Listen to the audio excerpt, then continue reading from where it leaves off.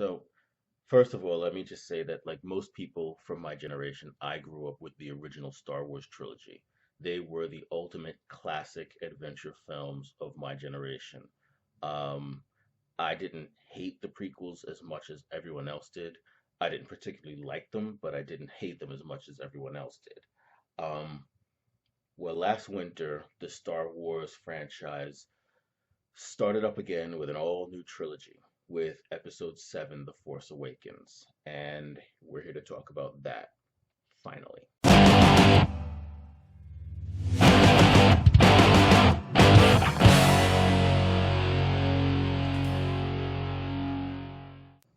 So, 30 years have gone by since the fall of the Empire and the fall of the Sith. A new set of bad guys, the First Order, run by the Knights of Ren, who are run by Kylo Ren, have arisen. So instead of the New Republic, the people who are in charge now, forming an army and going after them in full force in a really big way, they form a small ragtag resistance and go after them in a really small way, which doesn't make too much sense when you think about it, but rebels gotta be rebels. Uh, our hero this time is Daisy Ridley playing the character Rey. Rey is a lonely scavenger girl who grew up on the desert planet of Vajaku, which could be the stunt double of the planet Tatooine, where Luke Skywalker grew up. Rey is strong, she's smart, she's self-reliant, she's likable, um, but we don't know her past, and there's been tons of speculation about it, but we don't know who her real family is. Daisy Ridley does a great job playing her. She's not just gonna be a star at this point, she is. Your villain of the piece is Adam Driver as Kylo Ren. Kylo Ren is he's a Darth Vader wannabe in a very literal sense. He's actually like a Darth Vader fanboy who rose to power in the vacuum of the Empire. Adam Driver gives a really understated performance as Kylo. It works for some and doesn't work for others. It worked for me personally. I felt that Kylo was supposed to be basically a regular guy who had a clear choice between good and evil and chose evil when he definitely had other options. Okay, so for mentors, most of the original cast from the original film are back this time with the absence of Lando Calrissian. Uh, Most of them have a somewhat mentorish role this time around, but Harrison Ford as Han Solo is the true mentor of the film.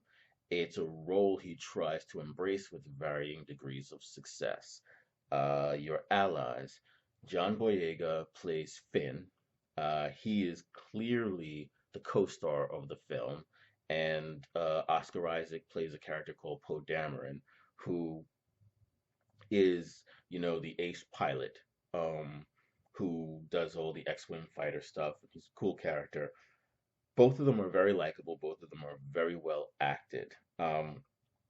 Also, as I said, most of the original cast is back. You've got Princess Leia is back, Chewbacca is back, C-3PO, R2-D2, all, even General Akbar is back, although this time it's not a trap. Uh, the upside of the film, well, we're not up to the upside yet.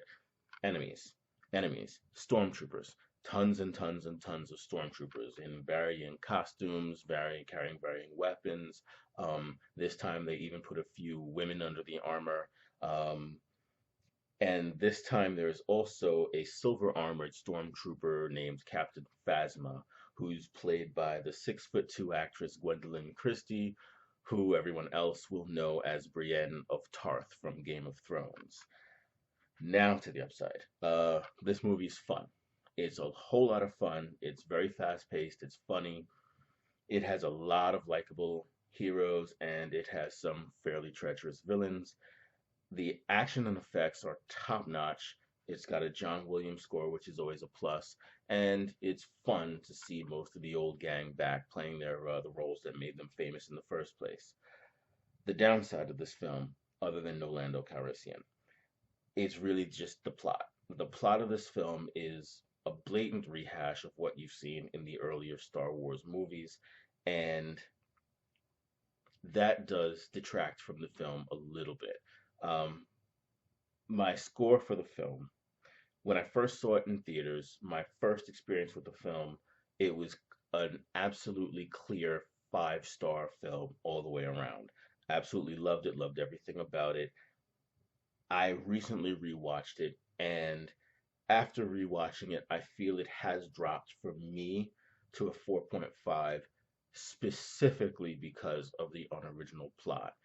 After having watched the film a few times and having let it sink in, putting it in, fitting it into the Star Wars canon of, from episode 4, 5, and 6 to 1, 2, and 3 to this one, it just having the unoriginal plot hurts it just enough so I can't give it a 5. So at this point in time, my score for the film is 4.5 stars.